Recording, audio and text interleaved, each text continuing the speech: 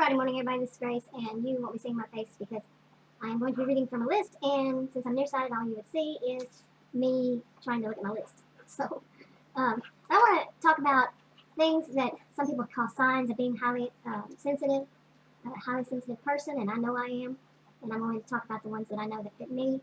I don't have any list from anything that I'm reading from. It's just a list I wrote down that I know I'm highly sensitive to. And one of the things I'm highly sensitive to is, start off with, is other people's moods, their attitudes.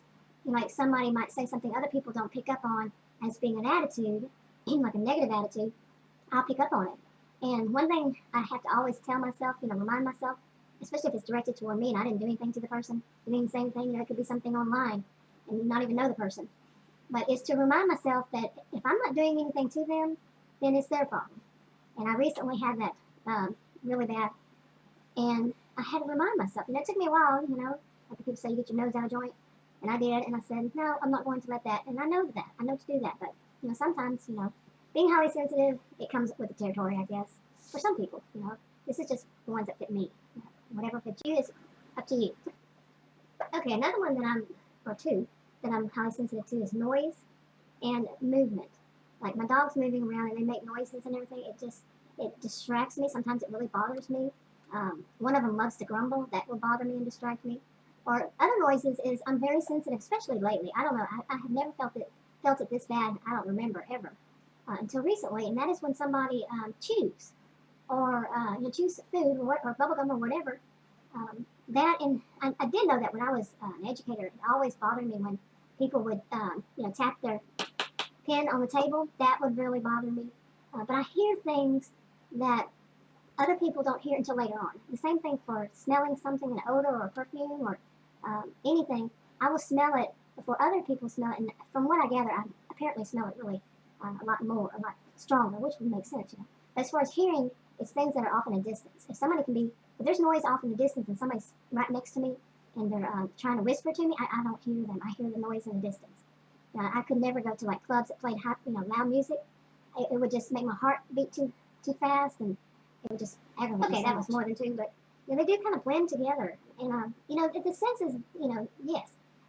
Like I'm sensitive to heat. I'm sensitive to light. And you usually see me when you do see me, I'm wearing dark tinted glasses. I've had them forever. It seems like because they're the only ones I have tinted right now. But I'm sensitive to light. I usually have the house dark, and I'm also sensitive to touch. Like if somebody just touches my arm or something, it will irritate me. Or if I'm brushing my hair and the hair falls on my shirt or on my arm or something, I feel it too strong until I get rid of it. I knew a woman when I was in high school that she said it to me, and I was like, really?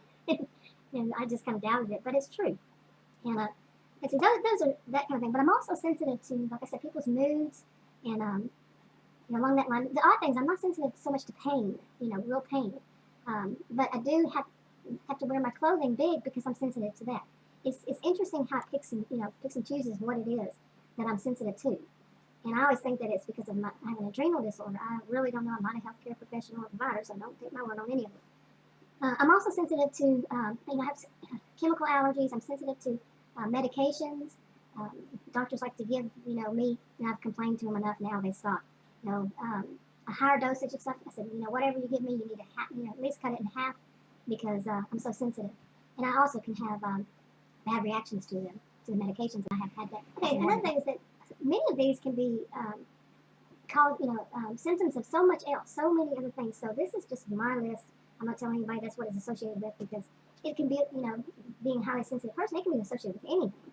So other medical conditions or other mental conditions, whatever it is. And I don't, from what I understand, highly sensitive person is not a mental condition. So I just think that, it's differences in people, and I think we need people like us because we do pick up on things. We're like an alert system, siren kind of thing.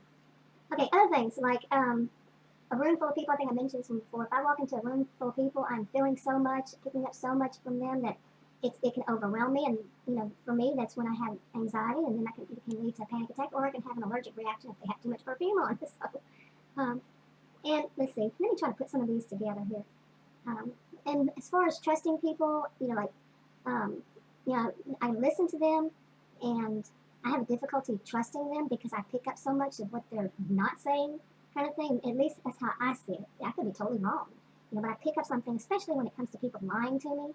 I really pick up that, and those kinds of things can also lead me to have a little bit of something similar to anxiety because they're lying to me, and I know they're lying to me. Well, I feel they're lying to me, and it's like they're nonverbals. They're verbals and they're nonverbals. Let's put it that way. That's how I always put it. But I feel it, And let's see other things. I've already mentioned, that I pick up on people's moods, so I am rather sensitive to criticism, especially when it's somebody who's, criticizing and there's no base for it. And that goes along with that whole thing of lying in many ways. And they say that highly sensitive people are very kind and they're very genuine and very honest. And I'm thinking that's wise because we expect, we don't really expect anymore, but some of us do. But, people to be, the same way when they're not, it's kind of, it's like an imbalance or something. Okay, I think I just messed up and said that all do. And, this is just a generalization. Not all do. Not all highly sensitive people do all of these. Let's see. I was trying to put them all together and it's not going all together. But one of the things is that they say that people who are highly sensitive think a lot, or some of them do. I know I do. I'm going to stay in what I do. So, and when I do, I think a lot. I need to be alone more often than other people I know. I prefer to work alone. And I'm not a team player at all. I'm more of a, I'll be a team player for overall, but I want to do the actual work alone, if that makes sense. And otherwise I get kind of like worn out, just tired, worn out. I get exhausted easy if I'm having to deal with too many people and, for me, too many people. And, all their opinions and everything like that because I'm taking so much in. And let's see, that's pretty much all I had on that line. But there's also that they, I read somewhere, I don't remember where it said that they end friendships whenever somebody does them wrong. They end it. That's it. And I know I used to be like that a lot when I was younger. I probably should be a lot more like that these days. But I'm really learning to not give a strike three, you're out. Not even give a second chance. If somebody does me wrong, to say that's it. I'm trying to learn that. But even though I'm highly sensitive, there's something that I call wishful thinking. A lot of people might call it wishful thinking. You see the person and you think, okay, I know what this person's doing. It's not good, or this person isn't good. But there's wishful thinking that hopefully that it's just me not feeling it right. I need to learn to trust my gut instinct, the first one. And let's see, other things. I want to get more into these other ones. Besides, I can't watch movies or see pictures or anything like that. Guts and gore kind of stuff, or when people are being harmed or anything like that, or animals, anything. I just can't tolerate that. It's not something I want to do. And the other thing is, people have always said that I have premonitions. Now, I don't believe in, some kind of mystical, magical thing, but I do pick up on situations that could happen, and then I'll tell somebody, I get this feeling that they might want to watch out for that or this or that or whatever, and I tell them, and before long, that situation actually comes up. It's very weird. But I don't call them premonitions. It's just, I'm more in tune with what's going on. And there's also the one about feeling things like, when my phone's going to ring or something like that. I've always done this since I was a kid. Anyway, this is a whole long list. I might have to break it off and separate it, break it off. Yeah. It feels like Monday to me. This is enough of this video. I'll talk to y'all later. Bye.